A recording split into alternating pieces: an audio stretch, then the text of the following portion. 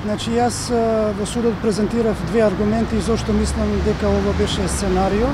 Првиот факт е тоа што пратеникот Артан Груби и Джевата Деми притиска на копчето да се пријават после говорот или химната на Крсто Муковски, се пријавија пред пратеникот на БЕСА, но председавачот тогаш Велјановски му даде збор прв на пратеникот од БЕСА, а не на пратениците на ДУИ, што веќе се пријавија пред, а бев во близина да ги видам и едните и другите. И втор аргумент што презентирав е фактот што пратениците на ВМРО ДПМНЕ, кога се пееше химната од страна на пратеникот на БЕСА, веќе двајца или тројца од пратенициве беа на нозе и им кажаа на останативе тишина, за да може химната да се слушна уште подобро надвор од пленарната сала.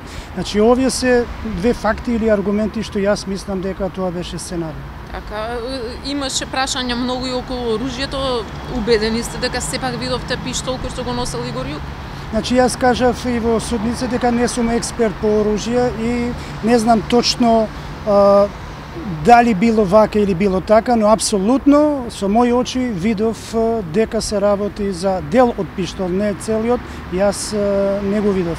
Предпоставувам дека има и други пратеници што можеби тие го гледале целиот или други снимки, предпоставувам дека може да се докаже дали тоа било така или не.